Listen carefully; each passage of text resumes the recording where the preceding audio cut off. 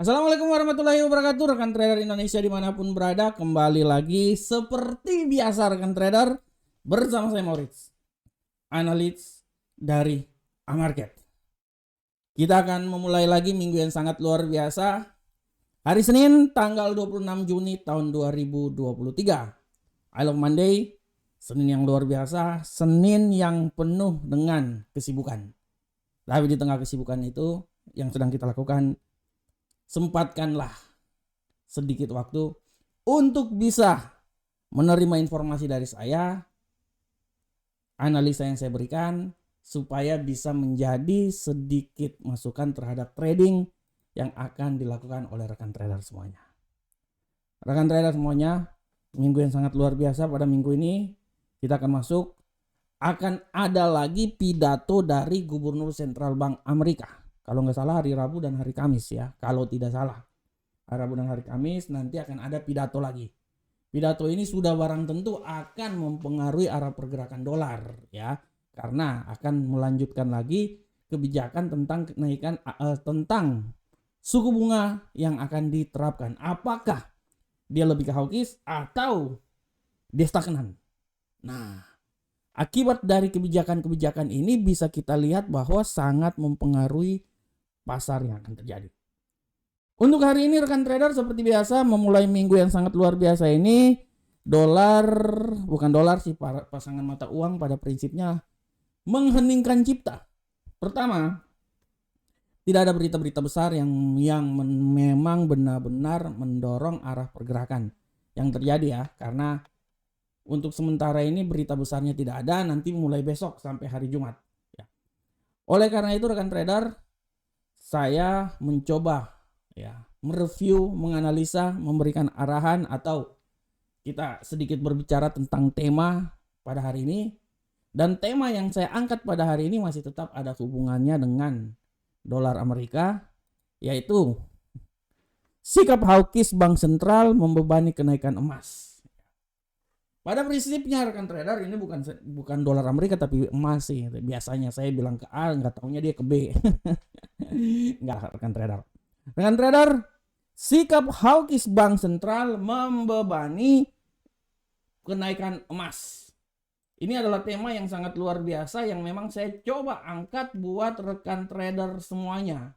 Kenapa ini saya angkat? Karena kalau rekan trader lihat di platform, bagaimana pergerakan emas masih tetap sedikit memberikan gambaran bahwa emas ini masih punya peluang mengalami pelemahan ya.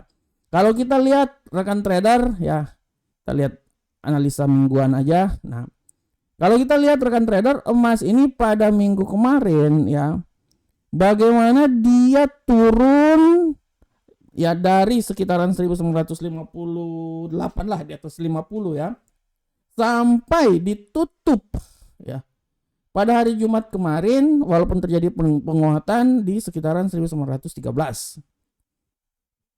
Tendensi yang terjadi pada emas ini rekan trader, kalau kita lihat ada kaitannya dengan sikap hawkish dari beberapa bank sentral ya. Kita lihat ada beberapa bank sentral yang memberikan sikap hawkish sehingga membuat pergerakan emas ini dia mengalami pelemahan ya. Salah satunya kita bisa lihat bahwa di Bank Sentral Australia dan Bank Sentral Kanada, dia memberikan kejutan dengan menaikkan tingkat suku bunga sebesar 25 BP ya. Nah, sementara Bank Sentral Eropa, Europe Central Bank, menaikkan tingkat suku bunga ke level tertinggi juga dalam 22 tahun ya. Bank England juga, Swiss Bank juga menaikkan tingkat suku bunga acuan karena pada hari Kamis minggu kemarin ya. Nah, inilah yang menjadi akibat kenapa banyak yang melihat bahwa gold ini dia mengalami sedikit pelemahan. Walaupun kalau kita lihat rekan trader kemarin ya, di saat hari Sabtu kemarin sempat ada masalah geopolitik ya di Rusia, terjadi ya ada sedikit permasalahan sedikit lah antara grup Wagner yang ingin menguasai Rusia ya. dari akibat kejadian ini memang membuat banyak yang mencoba untuk melarikan dananya ke emas ya, mengambil emas sebagai aset safe haven. Akan tetapi kebijakan yang sangat singkat ini juga bisa cepat terjadi, dan ya kasus KUB itu kan cepat-cepat aja, cuman berapa jam ya dia kembali lagi seperti normal seperti biasa. Oleh karena itu kembali lagi ke selera asal, di mana tendensi pelemahan masih tetap membebani arah pergerakan emas, disebabkan karena memang banyak bank sentral yang memberikan sikap hawkish sehingga menekan arah pergerakan emas. Selain itu juga rekan trader, kita lihat selain geopolitik ya, kita lihat bahwa emas ini masih rawan turun. Kalau saya bilang emas itu masih rawan turun kalau dia tidak bisa menembus 1938 atau 1940-an lah di sini. Ya. Intinya gini rekan trader. Emas ini memang dia masih punya peluang untuk naik. Ya, secara teknikal pun juga kita lihat ya, emas ini masih bisa naik walaupun tendensi mingguan dia agak sedikit turun ya. Tapi untuk tendensi hari ini kalau saya lihat pun juga memang dia masih punya peluang naik ya. Masih ya. Akan tetapi rekan trader, saya bilang bahwa dia akan mencoba naik itu sampai menembus 1938.37 lah di sekitaran situ.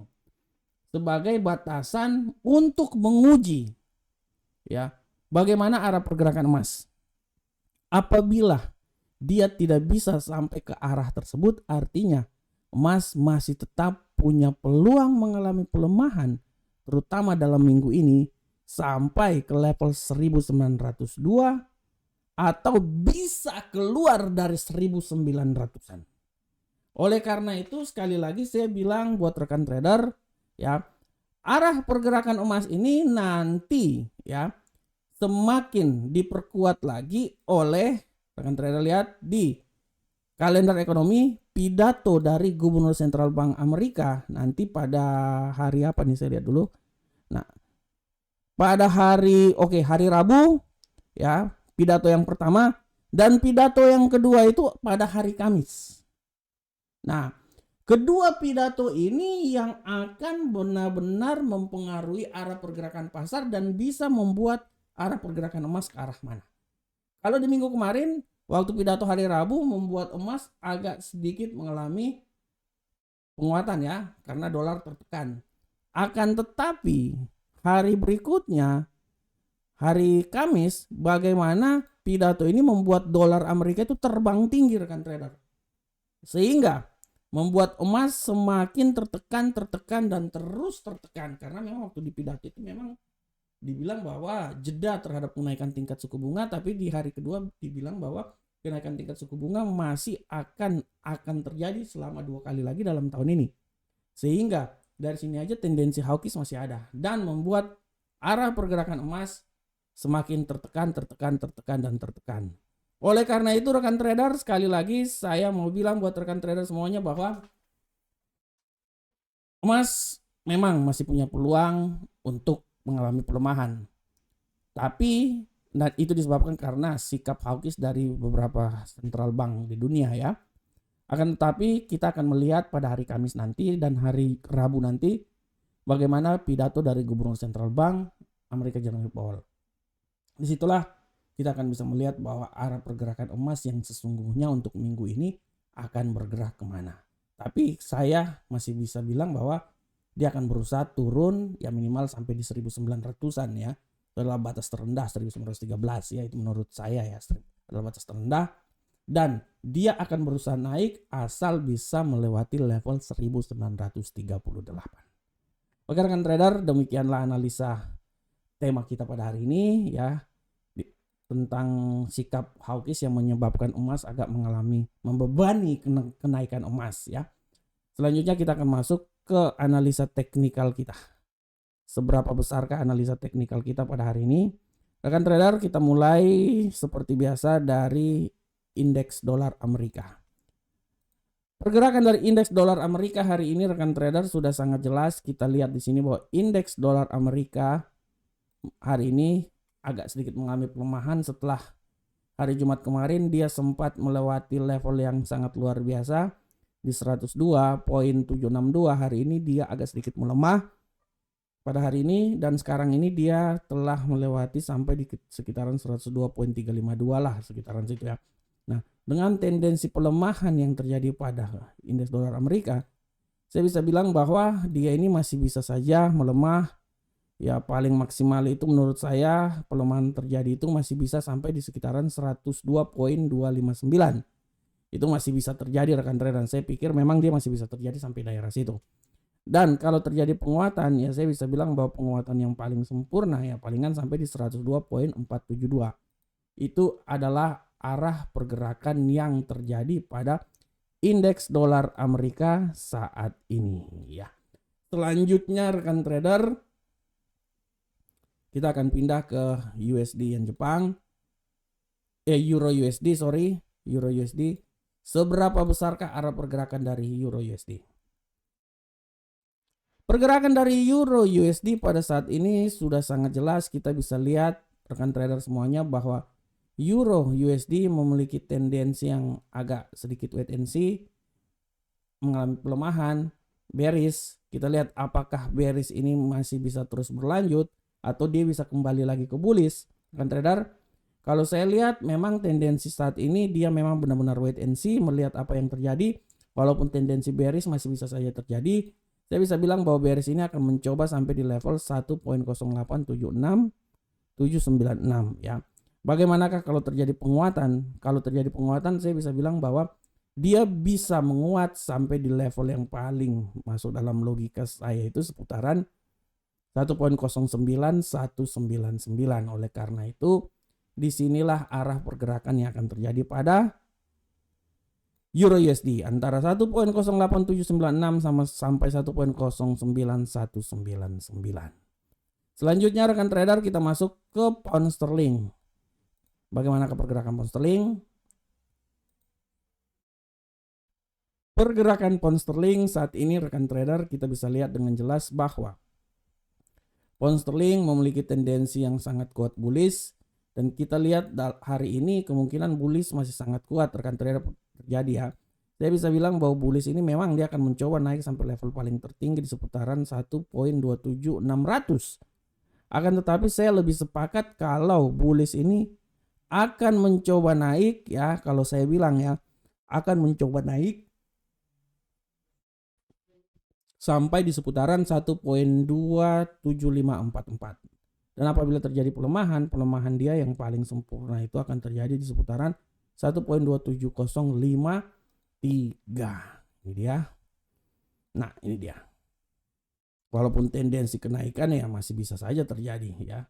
Masih bisa sampai di arah paling tertinggi di 1.27600. Selanjutnya rekan trader, gold. Kita akan lihat seberapa besarkah gold pada saat ini.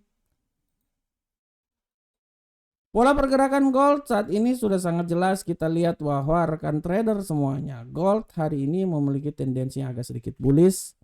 Seberapa besarkah bullish akan terjadi? Ya, walaupun kita bisa lihat bahwa banyak sekali tendensi-tendensi dari sikap dari bank sentral yang membuat hawkish ya. Tapi kita lihat seberapa besarkah gold pada hari ini mengalami bullish. Kalau saya lihat bullish di sini seperti biasa dia akan mencoba, kalau saya bilang to the point, dia akan mencoba sampai di level tertingginya itu di 1932.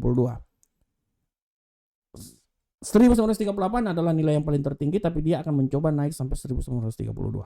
Dan apabila terjadi pelemahan yang paling sempurna menurut saya itu dia akan coba sampai di level paling terendah di seputaran 1922 pada hari ini. Pada prinsipnya hari ini gold aman-aman aja. Nanti hari Rabu dan hari Kamis baru kita lihat arah pergerakan gold yang sebenarnya.